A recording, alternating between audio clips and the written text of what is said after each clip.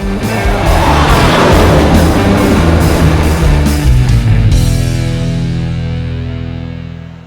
everyone and welcome back to the Fighter Pilot's Guide to Living. Taco and I are really excited today to bring you the third installment of Captain Roe Skid Massey's aviation career with the U.S. Navy. Today we're going to kick off with Roe's time at the Army War College and then go on to his command of 2 squadrons and his 2 tours as CAG before talking about kind of his final thoughts on being an aviator and what that meant in his life. Here's a little bit about Roe's background. He graduated high school at Gallatin High School in 1975 and then graduated MTSU with a degree in Aerospace Administration. He completed Naval Flight Training and was selected for F-14 Tomcats in Virginia Beach, Virginia. As a junior officer, Roe was an F-14 Instructor, Carrier Qualification Phase Leader, and a graduate of the Naval Fighter Weapons School, TOPGUN. He served as CVW-17 Landing Signals Officer, LSO, followed by COMNAVAIRLANT LSO. He received his master's degree in international security and strategic studies from the Naval War College, and following his tour as commanding officer of 2 F-14 Squadrons, he was assigned as the Head Aviation Officer Detailer in Memphis, Tennessee, responsible for the duty assignments of approximately 13,000 naval aviation officers. After promotion to captain, he was selected for Carrier Air Wing Commander 17, located in Virginia Beach, flying the F-14 Tomcat and F-18 Hornet, and was responsible for 10 squadrons, approximately 80 aircraft, and 1,800 personnel. Following his tour as Carrier Air Wing Commander in Virginia Beach, Virginia, he was subsequently assigned a second duty assignment as Carrier Wing Commander 9 in Lemoore, California. Roe has flown over 4,500 hours in fighter aircraft, has been on 8 extended deployments, and achieved over 1,300 carrier-arrested landings. He's married to Ruth Martindale Massey of Murfreesboro, and they have 2 wonderful children, Will and Ryan, and 4 beautiful grandchildren. I think we kind of like blew past the War College period here, but what was it like to take that breather from flying for the 10 months that you were there? How was that? Yeah, well, it was nice, but it was maybe I didn't enjoy it as much as I should have because I knew I was only going to be up there for a short amount of time. So I was a geo bachelor. The kids stayed in Virginia Beach.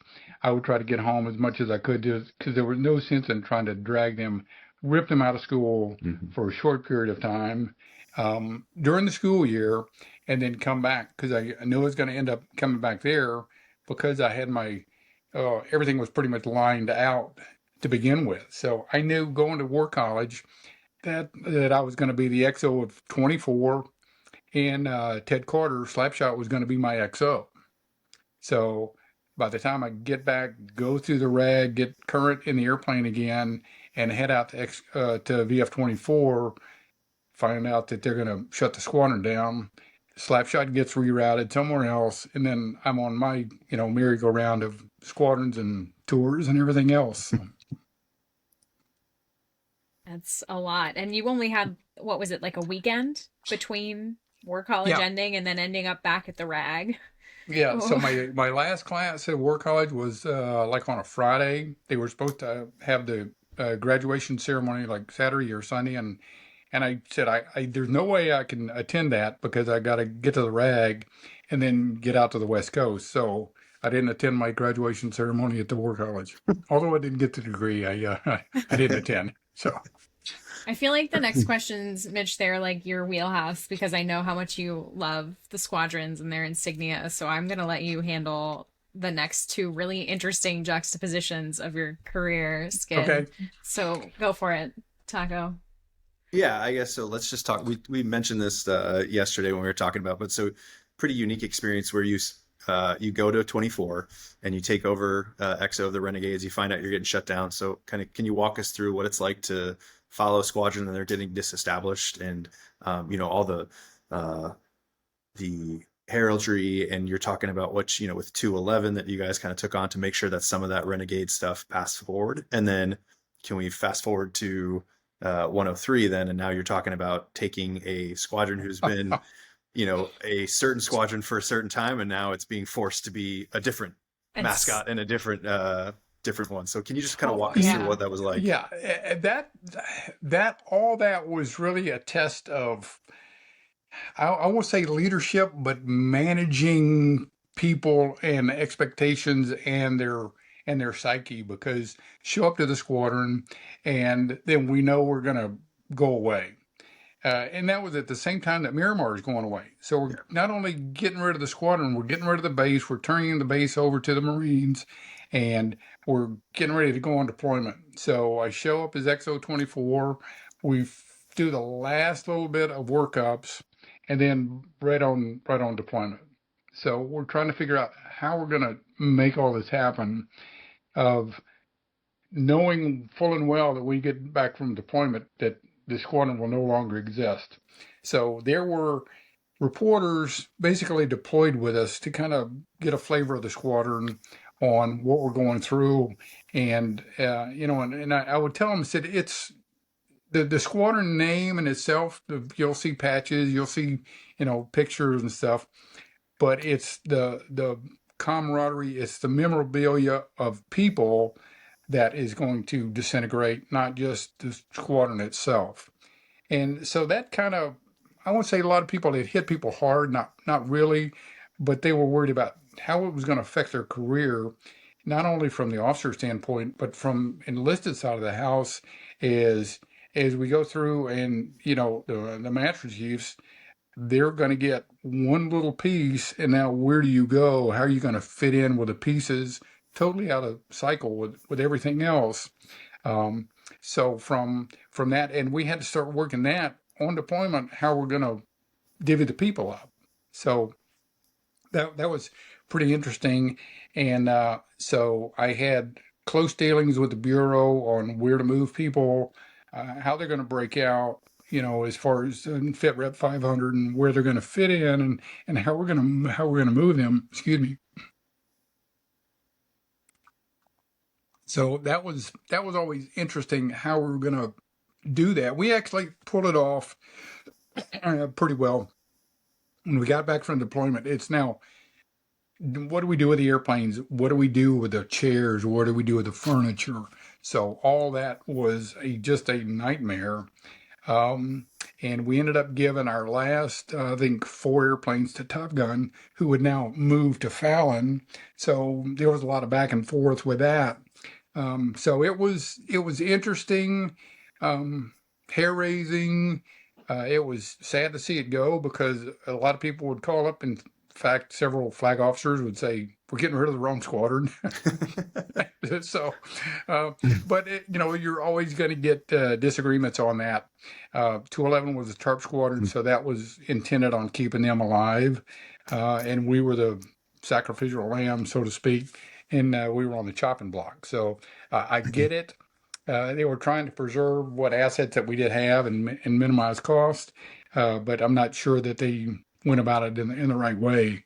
But that's my feelings. Do you know where like a lot of the memorabilia did people take it or kind of parse out? Did it go to Pensacola or? People took it. It did. Some of it went to Pensacola. Fighter Wing, it took a lot of it. We kind of divvied it up between people. And I think I had a lot of it in my house. And when I moved from Virginia Beach to here, I got rid of so much stuff, because you could probably wallpaper a house with all the stuff I had. Yeah. But I just said, I can't keep all this stuff anymore. And, the kid didn't want it. So I'm like, okay. So, and some museums came to get it. So Nice. it was, it was kind of a, we had a QA on where's this going to go. You just couldn't invite people off the street. So we divvied it up pretty good. Okay. That's amazing.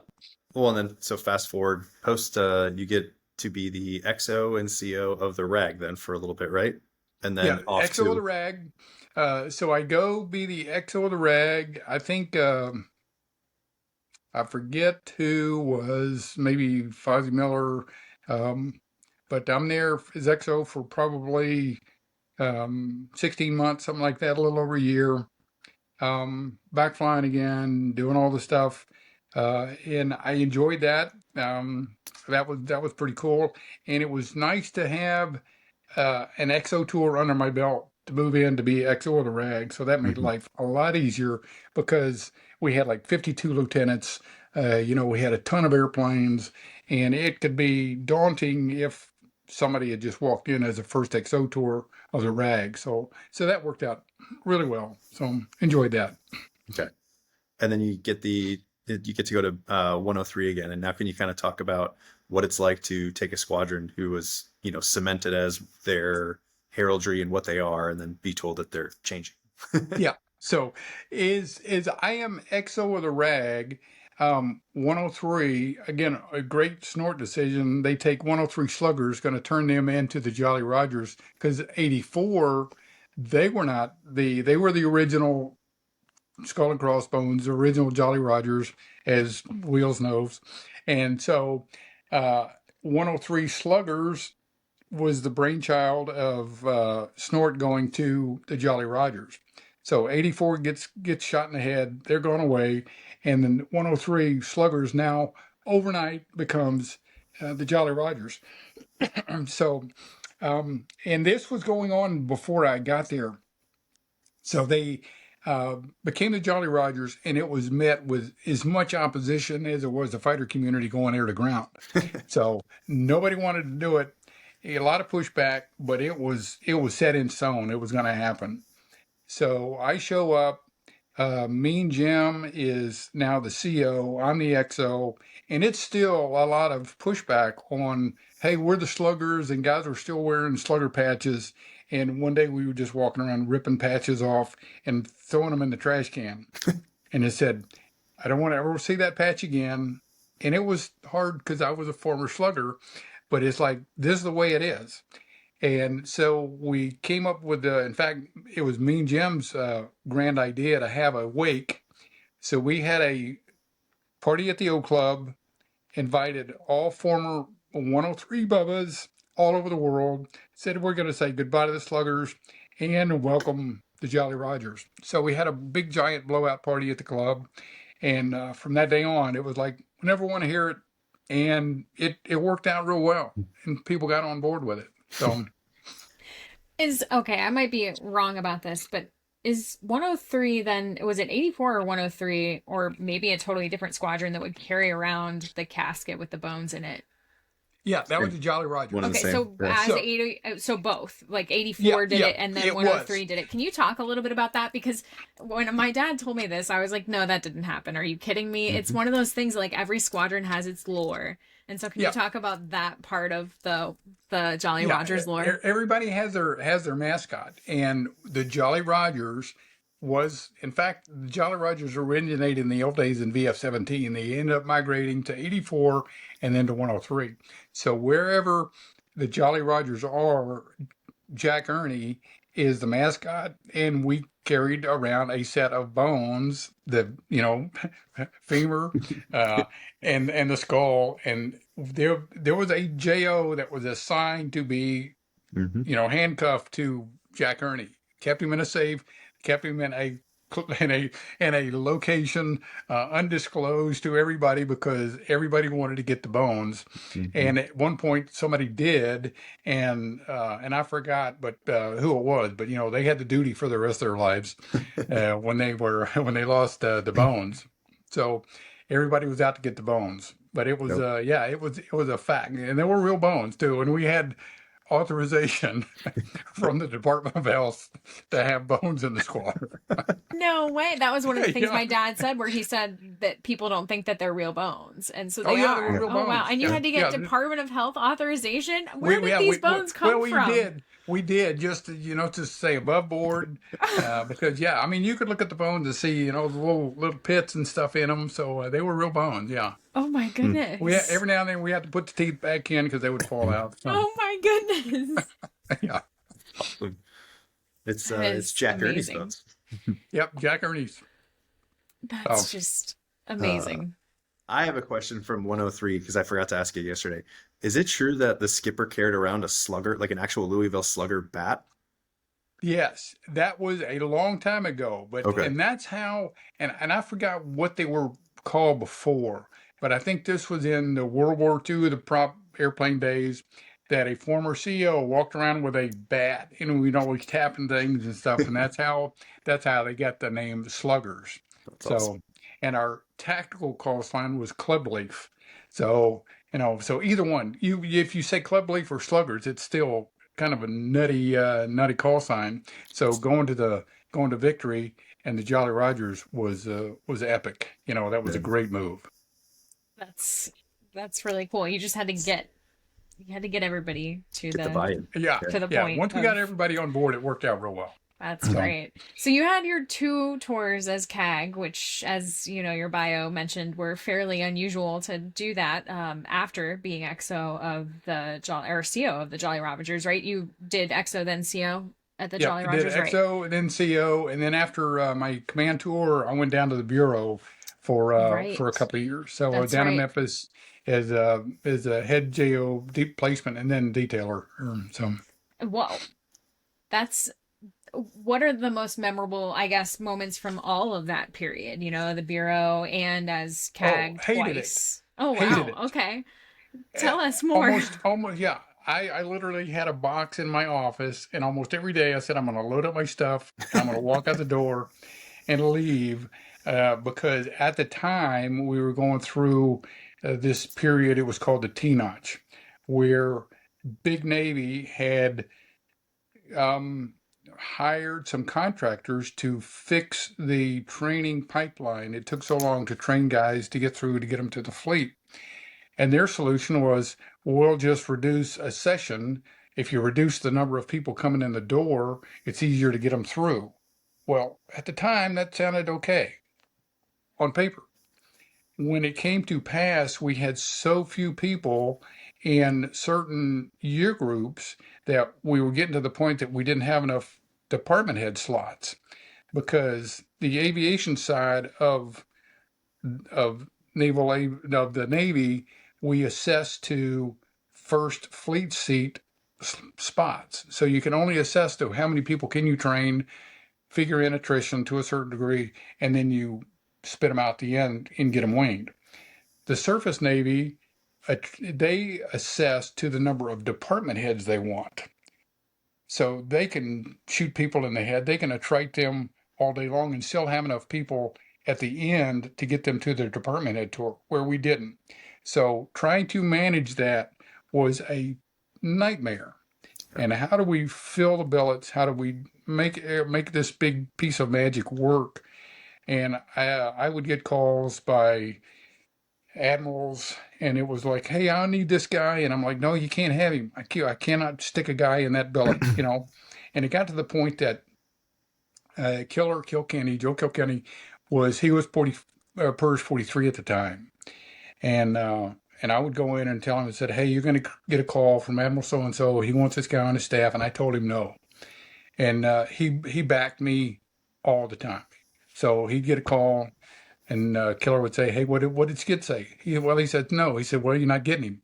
So it was very rewarding in that tour. I got to see how Big Navy works, the inside, behind the curtain. It was very rewarding. At times I absolutely hated my life. But it was really a great experience to see how everything worked. Very cool. What was it like then to go back and be CAG twice? What were the most memorable moments from those 2 periods? It was great. A lot of flying, a lot of work with, flag staff, the ship, everything else. You got to go, and that's when we went, back in the Red Sea, doing Iraqi freedom.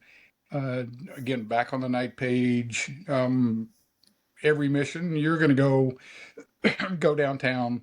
So it was good to do that. It was very busy. Didn't get much sleep at all. But it was a good tour. I enjoyed it. Great people, working for you. I had a great staff, and that made all the difference in the world. And the thing about it, that is, you get to handpick your staff of who you want, your ops officer, everybody else. So having a great staff in that role was that's how you survive in that world. So, but it was a good tour. I'm imagining that having the ability to drop bombs was especially vital at the time for the Tomcat as you're doing OIF. Is that accurate or? Yeah, and we would, you come back most of the time without ordnance.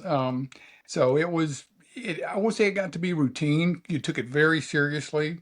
The thing when I was the deputy CAG, I had to approve all the targets. So every morning I got a big stack of targets that I'd have to go through, check the coordinates, check the bug splats, check the direction of arrival, all this kind of stuff for collateral damage, and make sure that everything was correct as far as the weaponeering end of it.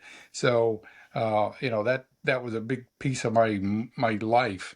But it was good. It was good to do that because you got to see everywhere we went, and everything that was targeted. I personally never did anything in Afghanistan. It was all Iraq. So it was a great tour. So to be in deputy CAG and CAG, so flew a lot. What were the squadrons was that CAG 17 or was that CAG 9? That was back to CAG 17. Okay. So most of my career was, in or associated with CAG 17. So we had 103 at the time was the Tomcat Squadron. We had 81, 83, 34. Let's see, we had the A2 Squadron. So it was a great air wing, and we deployed on the Kennedy when I was deputy CAG. Yeah. Okay. So I think I was kind of near the end of the life of the Kennedy. So.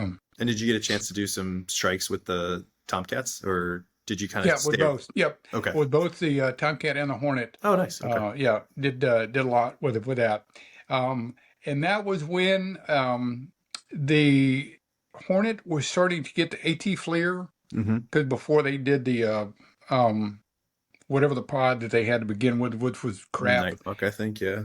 Yeah, Nighthawk or whatever it was. It was a piece of junk that is like, I could, because I remember on one flight, I had just the standard pod on the Hornet, and the FAC A or the JTAC is calling out, "Hey, I got these 3 guys walking around the building," and I'm like.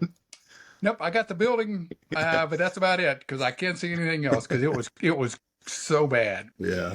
But once they put the AT FLIR on the Hornet, it was like magic. It was so nice. Yeah. So, and for the Lot 10s during somewhere in that time frame, they started putting the Magger into the computer of the Hornet.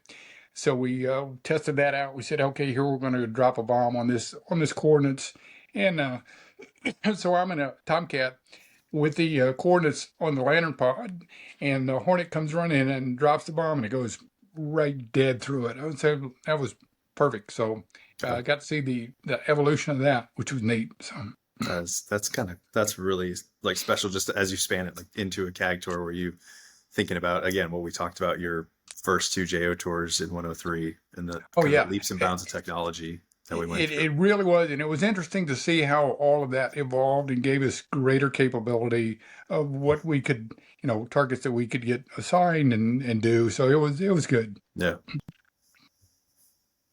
It's incredible. And those were the last tours you had, right? The CAG tours, that was... Yep, that was it. So after CAG 17, I did a airborne change of command.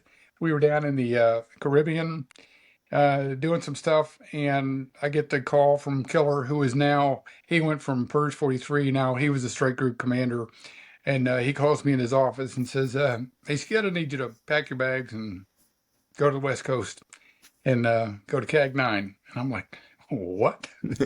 So I did that. We had an airborne change of command. I threw some stuff in a cruise box, put the CAG 9 address on it, and sent it out there from the ship. I went home for a couple of days and flew out to Lemoore and took over the air wing out there.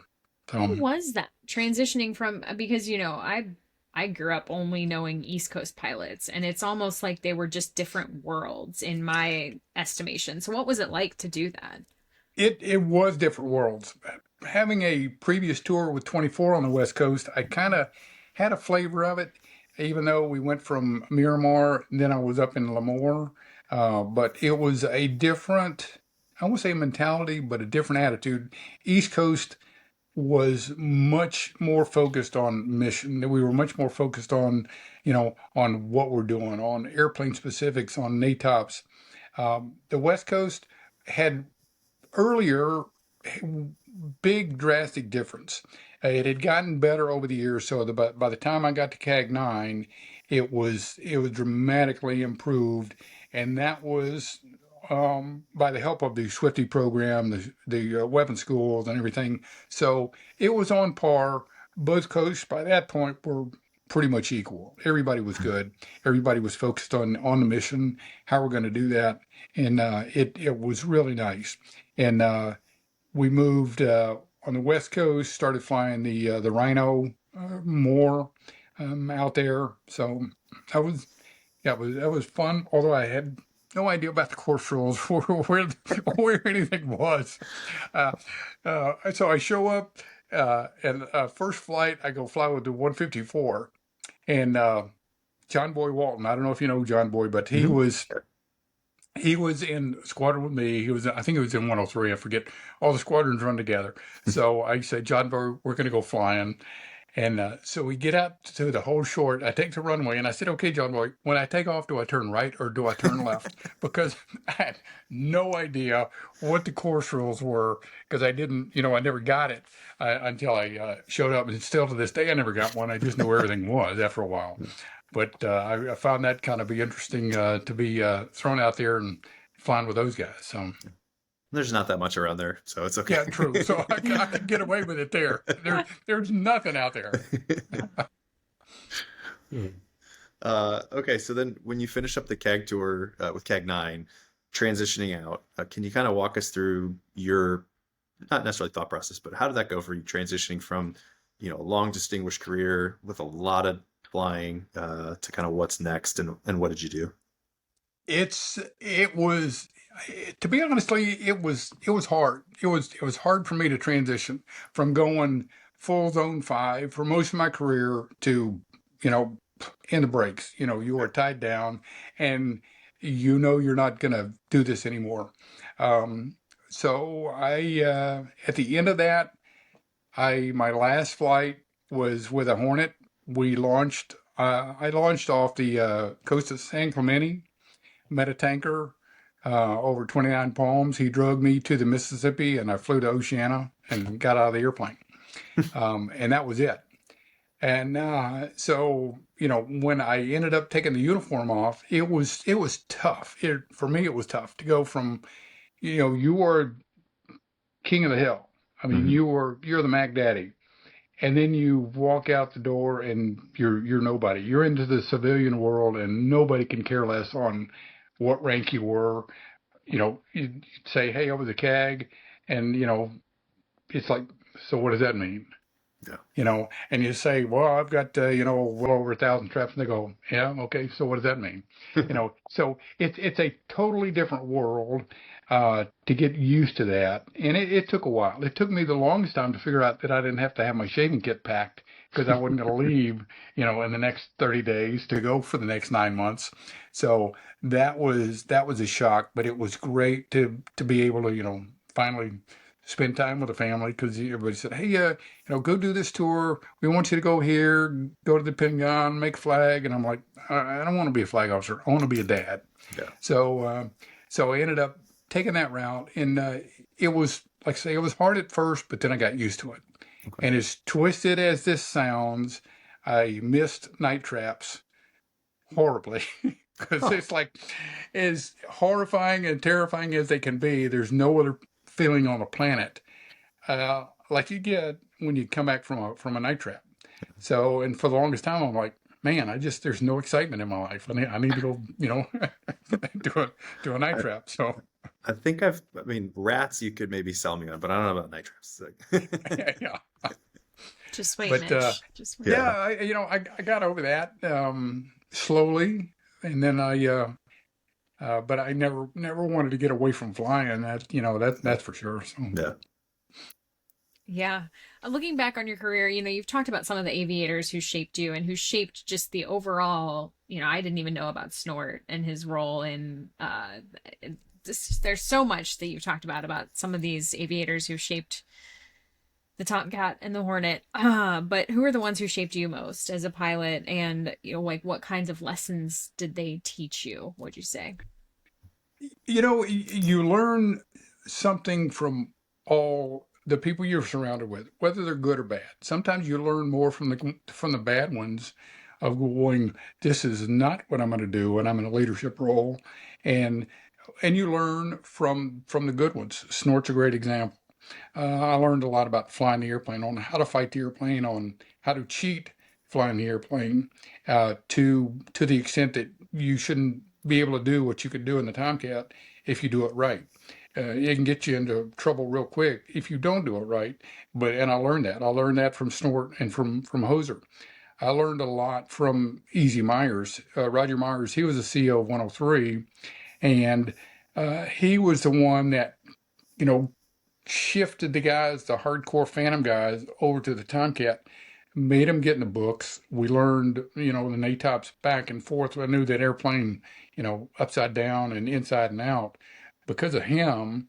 And that carried on throughout my career of forcing guys to know the airplane. You got to know the systems, because when something goes wrong, you just can't say, well, on the Hornet, it never breaks. But when it does, it breaks bad. And I've experienced that in the Hornet. I experienced it in the Tomcat when it breaks bad. Learned a lot from Al Myers, Tom Zelibor. From Bad Fred, he was, I won't say feared, more revered than anything, but he was this guy that, as JOs, we thought, oh man, his badness, but he came across as a very good person, good instructor. Not that he was an instructor of mine, but you never know when he was going to show up, and he was tough but fair, certainly. It's a lot of amazing people teaching great lessons, and I agree with the sometimes people you don't want to be like teach you some great lessons too. Yeah, absolutely. Some of the best ones. Skid, with your kind of whole career as flying, you started super young and still doing it to this day.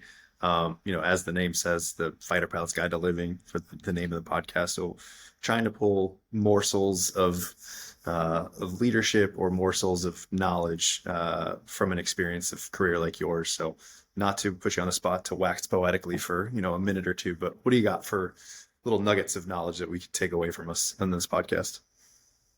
I think to look back and put somebody in, you're given a lot of responsibility at a very young age. We don't realize it when we're there. We are young, bulletproof. We think we're the greatest gift on the planet.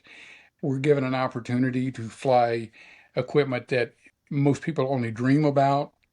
And we need to maybe do a little self-reflecting on that and go, okay, so not everybody can do this. Everybody thinks they can, but they can't. We're a very elite group through incredible training that nowhere else on the planet is the level of training that we would go through. And you need to respect that. Don't take advantage of it. And a lot of guys that you know as well as I do that the loudest and most braggart guys were usually the worst, where some of the most humble guys were the ones to really pay attention to, watch out for them, because they let their skills speak instead of their, as they say, their, alligator mouth and butterfly ass. But it's kind of a comparison of, be humble to a certain degree, but be very knowledgeable about what you're doing. So. Yes, absolutely. Yeah, I I love that. don't think I've heard the alligator mouth and butterfly ass. I might take that with me. I have never heard it, and I love it. So I don't think I can take credit for that. I think Gary Redenius is the one that came up with that one. But yeah, he was another great guy. He was another RAG instructor with me. So good guy. So. It's amazing. Well, final words are yours, Skid. If there's anything we didn't cover that you want to talk about, if there's anything at all, the floor is yours. No, I think that's it. Like you said earlier, I'll probably think of something in the days or months or years to come. Somebody will say something that will trigger a thought that I hadn't thought about. Some event, some aircraft mishap or whatever. But it was a great career. I would go back and do it again. Some things I would do differently for sure.